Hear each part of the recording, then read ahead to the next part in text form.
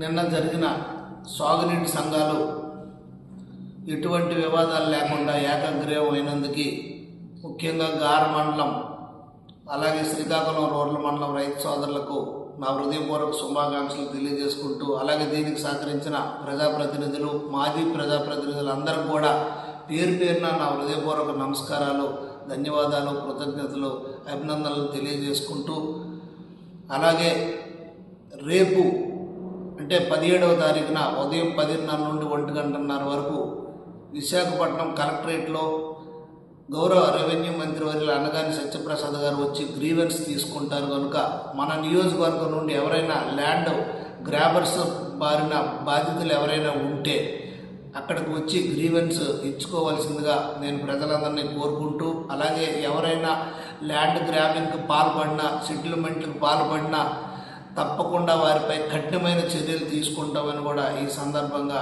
నేను తెలియజేసుకుంటూ నియోజకవర్గ ప్రజలందరికీ ఇంకొక విషయం నేను విన్నవించదలుచుకున్నాను. ఏంటంటే నా పేరు చెప్పి ఎవరైనా దందాలు చేసినా, ఎవరైనా డబ్బులు డిమాండ్ చేసినా, ఎవరైనా పైరువీలు చేసినా, నేను ఈ పని చేసేస్తానని మధ్యవర్తిత్వం ఎవరైనా చేసినా ఇంటి పరిస్థితుల్లో ఎవరిని నమ్మొద్దు. నేను కూడా అలాంటి వారిని ఉపేక్షించే పరిస్థితే లేదు.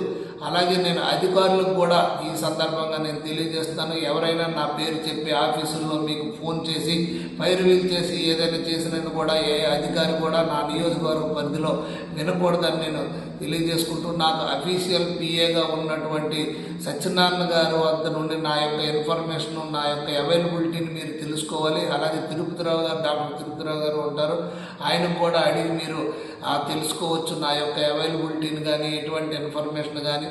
అంతేగాని ఎవరైనా ఏ డబ్బులు ఇచ్చినా, ఎక్కడ ఏం చేసినా, ఎవరు ఎటువంటి మోసపోయినా మా ఆఫీసుకి కానీ నాకు కానీ ఎటువంటి సంబంధం ఉండదు.